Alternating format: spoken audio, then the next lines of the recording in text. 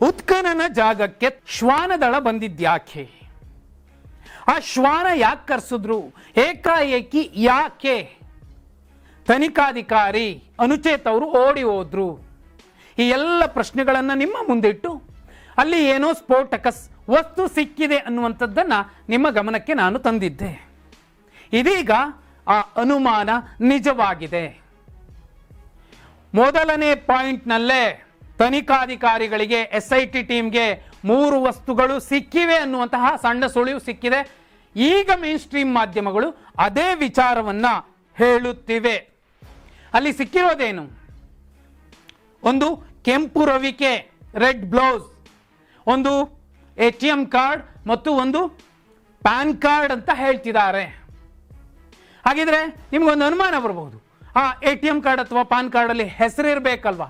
ಖಂಡಿತವಾಗ್ಲೂ ಹೆಸರಿದೆ. ಅದೇನು ಅನ್ನೋದನ್ನ ಹೇಳೋಕ್ಕೂ ಮುಂಚೆ ಈ ಪ್ರಕರಣಕ್ಕೆ ಮತ್ತು ಈ ATM ಕಾರ್ಡ್ನ ಹೆಸರಿಗೆ ಸಂಬಂಧಿಸಿದಂತೆ ಒಂದು ಸಂಶಯದ ವಿಚಾರ ಕೂಡ ಈಗ ಚರ್ಚೆ ಆಗ್ತಿದೆ.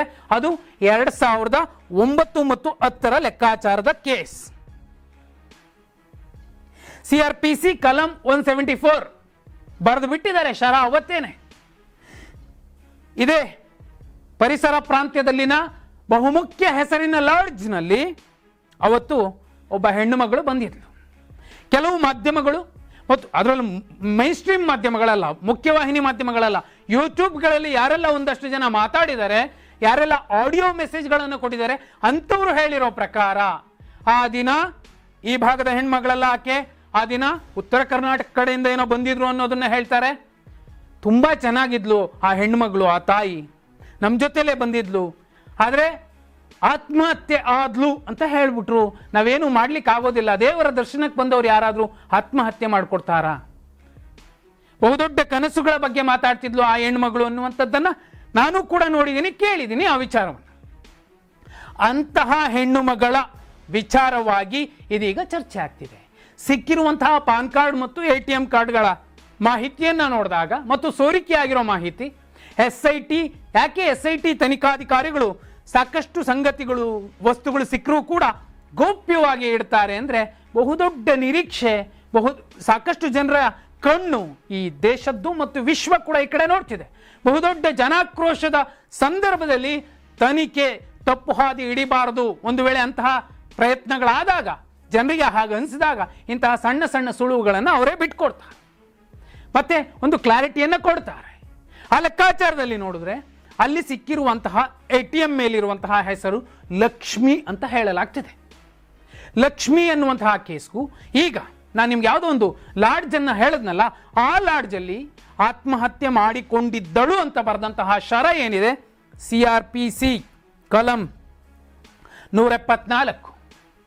ಅದಕ್ಕೆ ಪೂರಕವಾಗಿ ಭೀಮ ಕೂಡ ಒಂದು ಸ್ಪಷ್ಟ ಸಂದೇಶವನ್ನು ಕೊಟ್ಟಿದ್ದ ತನ್ನ ಪಶ್ಚಾತ್ತಾಪದ ಪತ್ರದಲ್ಲಿ. ಅಲ್ಲಿ ಆತ ಮೆನ್ಷನ್ ಮಾಡಿದ್ದಾನೆ, ನಾನು ನಿಮ್ಗೆ ಆ ಸಾಲುಗಳನ್ನು ಓದ್ತೀನಿ.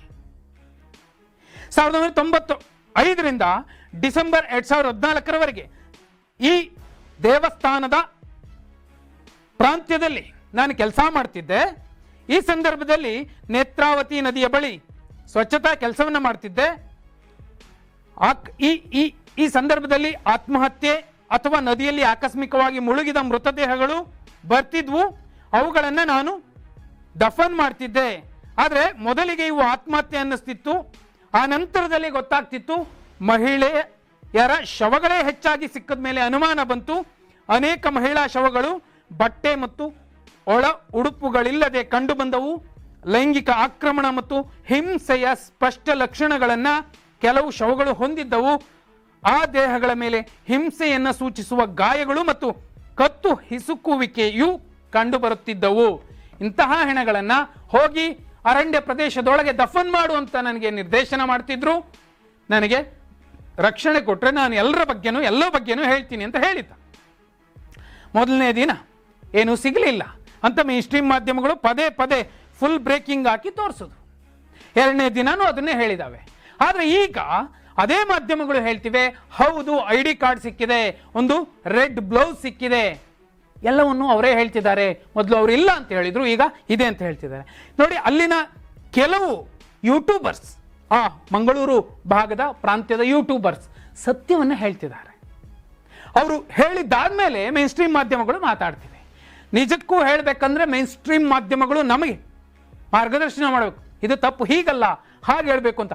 ಆದರೆ ಮೇನ್ ಸ್ಟ್ರೀಮ್ ಮಾಧ್ಯಮಗಳನ್ನ ಅವರು ಫಾಲೋ ಮಾಡ್ತಿದ್ದಾರೆ ಅಂದ್ರೆ ಸತ್ಯಾಸತ್ಯತೆ ಹೇಳುವಂತಹ ತಾಕತ್ತು ಮತ್ತು ಆ ಗಟ್ಟಿತನ ಯಾರಲ್ಲಿದೆ ಅನ್ನೋದು ಇಲ್ಲಿ ಸ್ಪಷ್ಟ ಆಗುತ್ತೆ. ಇಲ್ಲಿ ನೋಡಿ, ಸಾಕಷ್ಟು ಅಲ್ಲೆಲ್ಲ ಸಿಕ್ಕಂತಹ ಹೆಣ್ಣು ಮಕ್ಕಳ ಅಸ್ಥಿಪಂಜರಗಳು ಅಥವಾ ಹೆಣಗಳು, ಶವಗಳು, ನಾನು ಹೂತಾಕಿದ್ದೀನಿ ಅಂತ ಹೇಳಿದ್ನಲ್ಲ, ಈತ ಹೇಳಿದ ಆ ಅವಧಿನೇ 95ರಿಂದ 2004, ಆ ಅವಧಿಯ ಮಧ್ಯೆ ಇದ್ದೇ ಇದು ಕೂಡ 2009ರ ಕೇಸ್ ಇರಬಹುದು ಇದು ಅಂತ ಹೇಳಲಾಗ್ತಿದೆ. ಕಾರಣ ಇಷ್ಟೇ, ಹೆಸರು, ಕಾರ್ಡಲ್ಲಿರುವಂತಹ ಹೆಸರು. ಆತನೇ ಮೆನ್ಷನ್ ಮಾಡಿರೋ ಪ್ರಕಾರ ಆ ಕುತ್ತಿಗೆ ಭಾಗದಲ್ಲಿ, ದೇಹದ ಭಾಗದಲ್ಲಿ ಸಾಕಷ್ಟು ಮಾರ್ಕ್ಗಳಿರ್ತಿದ್ವು, ಗಾಯಗಳಿರ್ತಿದ್ವು, ಲೈಂಗಿಕ ದೌರ್ಜನ್ಯ ಆಗಿದೆ ಅನ್ನುವಂತಹ ಸ್ಪಷ್ಟ ಕುರುಹುಗಳಿರ್ತಿದ್ವು. ಅಂತಹ ಹೆಣಗಳನ್ನೇ ನಾನು ದಫನ್ ಮಾಡ್ತಿದ್ದೆ ಅಂತ ಹೇಳಿದ್ನಲ್ಲ ಭೀಮ, ಅದೇ ಲೆಕ್ಕಾಚಾರದಲ್ಲೇ ಈಗ ಸಿಕ್ಕಿರುವಂತಹ ಏನೊಂದು ರೆಡ್ ಬ್ಲೌಸ್, ID ಕಾರ್ಡ್ಗಳು ಎಲ್ಲವೂ ಕೂಡ ಒಂದು ಹೆಸರಿನ ಜಾಗಕ್ಕೆ ಬಂದು ನಿಲ್ತಿವೆ, ಅದು ಲಕ್ಷ್ಮಿ. SIT ತನಿಖಾಧಿಕಾರಿಗಳು ಇವನ್ನ ಭದ್ರವಾಗಿ ಇಟ್ಟುಕೊಂಡು, ಗೌಪ್ಯವಾಗಿ ಇಟ್ಟುಕೊಂಡು ಮತ್ತೊಂದು ಸುತ್ತಿನ, ಮತ್ತೊಂದು ಆಂಗಲ್ನ ತನಿಖೆಯನ್ನು ಆರಂಭಿಸಿರ್ತಾರೆ. ಆದರೆ ಮಾಧ್ಯಮಗಳಿಗೆ ಇದು ಹೇಳಬೇಕಾ ಹೇಳಬಾರ್ದಾ ಅನ್ನುವಂಥದ್ದು ಅವರ ವಿವೇಚನೆಗೆ ಬಿಟ್ಟದ್ದು.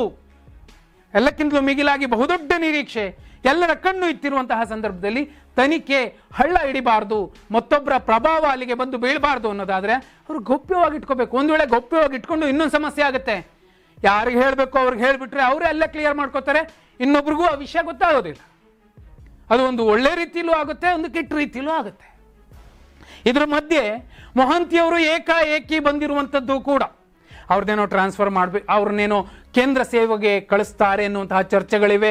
ಒಂದು ವೇಳೆ ಅವರು ಇಲ್ಲ ನಾ ಹೋಗೋದಿಲ್ಲ, ಈ ಹೆಣ್ಣು ಮಕ್ಕಳಿಗೆ ನ್ಯಾಯ ಕೊಡಿಸಿ ಅನಂತರದಲ್ಲಿ ಹೋಗ್ತೀನಿ ಅಂತಲೋ ಅಥವಾ ಪರ್ಮಿಷನ್ ತಗೊಂಡೋ ಮಾಡಬಹುದು. ಆದರೆ ಕೇಂದ್ರ ಮತ್ತು ರಾಜ್ಯ ಅನ್ನುವಂತಹ ಎರಡೂ ಸರ್ಕಾರಗಳು, ಎರಡೂ ರಾಜಕಾರಣಿಗಳು ಏನು ಬೇಕಾದರೂ ಮಾಡಬಹುದು. ಯಾಕಂದರೆ ರಾಜಕಾರಣಿಗಳು ಅಂದ್ರೇ ಮೊದಲಿಗೆ ಜನಕ್ಕೆ ವಿಶ್ವಾಸ ಮತ್ತು ನಂಬಿಕೆ ಇರೋದಿಲ್ಲ. ಆದರೆ ಸರ್ಕಾರಗಳು ಅನಿಸಿಕೊಂಡವು ಆ ಜನರ ವಿಶ್ವಾಸಕ್ಕೆ ತಕ್ಕಂತೆ ನಡ್ಕೊಳ್ದೆ ಹೋದರೆ ಇದೇ ರೀತಿ ಆಗುತ್ತೆ. ಈಗ ಮೊಹಂತಿಯವರ ವಿಚಾರ, ವರ್ಗಾವಣೆ ವಿಚಾರ ಎಷ್ಟು ದೊಡ್ಡ ಚರ್ಚೆ ಆಗ್ತಿದೆ ಅಂದರೆ ಸಾಕಷ್ಟು ಜನರ ಮೇಲೆ ಅನುಮಾನ ಬಂದೇ ಬರುತ್ತೆ. ಹೌದಲ್ವಾ, ಅವ್ರು ಅಲ್ಲಿದ್ದಾರೆ ಆ ಕಾರಣಕ್ಕೋಸ್ಕರ ಹಿಂಗಾಗಿರಬಹುದು, ಇವರು ಈ ಕಡೆ ಇದ್ದಾರೆ ಆ ಕಾರಣಕ್ಕೋಸ್ಕರ ಇದು ಹಿಂಗಾಗಿರಬಹುದು. ಎಲ್ಲ ಪಕ್ಷಗಳ ನಾಯಕರು ಕೂಡ ಈಗ ನಂಬೋಕೆ ಆಗದಂತಹ ಸ್ಥಿತಿಯಲ್ಲಿದೆ. ಯಾರನ್ನೂ ನಂಬುವಂತಿಲ್ಲ ಈ ಕೇಸಲ್ಲಿ. ಎಲ್ಲರೂ ಅವರೇ. ಇದ್ದ ಮೂವರ ಪೈಕಿ ಕದ್ದವರು ಯಾರು ಅಂತ ದಿನಕರ ದೇಸಾಯಿ ಅವರ ಚುಟುಕು ಇದೆಯಲ್ಲ, ಆ ಥರ ಆಗ್ಬಿಡುತ್ತೆ. ಅಲ್ಲಿಗೆ ಲೆಕ್ಕ ನೋಡಿ, ಈ ಲಕ್ಷ್ಮಿಯ ಪ್ರಕರಣ ಒಂದು ಸ್ಪಷ್ಟ ಸಂದೇಶ ಕೊಡ್ತಿರುವಂಥದ್ದು, ಭೀಮ ಹೇಳಿದ್ದು ಸುಳ್ಳಾಗಿರ್ಲಿಕ್ಕೆ ಸಾಧ್ಯವಿಲ್ಲ, ಎಲ್ಲೋ ಸತ್ಯ ಇದೆ ಅನ್ನುವಂತಹ ಸನಿಹಕ್ಕೆ ಈಗ ಎಲ್ಲರನ್ನೂ ತಂದು ನಿಲ್ಲಿಸಿದೆ. ಜೊತೆಯಲ್ಲಿ ಅವತ್ತಿನ CRPC ಕಲಂ 174 ಅಡಿಯಲ್ಲಿ ಏನು ದಾಖಲಿಸ್ಕೊಂಡಿದ್ರು, ಅವತ್ತು ಯಾರು ಪೊಲೀಸ್ ಅಧಿಕಾರಿ ಇದ್ದ, ಡೈರಿಯಲ್ಲಿ ಪೊಲೀಸ್ ಸ್ಟೇಷನ್ನಲ್ಲಿರುವಂತಹ ಜನರಲ್ ಡೈರಿಯಲ್ಲಿ ಯಾರು ಇದನ್ನು ಮೆನ್ಷನ್ ಮಾಡಿದ್ದ, ಅವತ್ತು ಏನಾಗಿತ್ತು, ಆ ಪೊಲೀಸ್ ಅಧಿಕಾರಿ ಕೂಡ ಬಂದು ಹೇಳಬೇಕಾಗತ್ತೆ. ಮತ್ತೆ ಅವತ್ತಿನ ಪೋಸ್ಟ್ ಮಾರ್ಟಮ್ ಏನಾಗಿತ್ತು ಅದು ಕೂಡ ತಂದು ಸಬ್ಮಿಟ್ ಮಾಡಬೇಕಾಗತ್ತೆ. ಇವರು ಜೊತೆಯಲ್ಲಿ ಯಾಕೆ ಅಲ್ಲಿ ಹೂತಾಕಿದ್ರು? ಅರಣ್ಯ ಇಲಾಖೆಯ ಪರ್ಮಿಷನ್ ಇತ್ತಾ? ಪರ್ಮಿಷನ್ ಕೊಟ್ಟವರು ಯಾರು? ಎಲ್ಲವೂ ಕೂಡ ಈಗ ಚರ್ಚೆ ಆಗುತ್ತೆ. ತನಿಖಾಧಿಕಾರಿಗಳ ಮುಂದೆ ಎಲ್ಲರೂ ಕೂಡ ಬಂದು ನಿಲ್ಲಬೇಕಾಗತ್ತೆ. ಸಾಕು, ಇಂಥದ್ದೊಂದು ಸಾಕ್ಷಿ ಸಾಕು ಈ ಕೇಸ್ ಇನ್ನೂ ಸ್ಟ್ರಾಂಗ್ ಆಗಲಿಕ್ಕೆ. ಆ ಹೆಣ್ಣು ಮಕ್ಕಳಿಗೆ ಸೌಜನ್ಯ, ತಾಯಿ ವೇದವಲ್ಲಿ, ಪದ್ಮಲತಾ, ಅನನ್ಯ ಭಟ್, ಇವರೆಲ್ಲರಿಗೂ ಇದು ಕೇವಲ 4 ಹೆಸರು ಅಷ್ಟೇ ಗೊತ್ತಿರುವಂಥದ್ದು. ಹೇಳಬೇಕಾಗಿರುವಂತಹ ಹೆಸರುಗಳೆಷ್ಟು? ಅದರಲ್ಲಿ ಹೊಸದಾಗಿ ಲಕ್ಷ್ಮಿ ಸೇರಿರಬಹುದಾ? ಕಮೆಂಟ್ ಮಾಡಿ.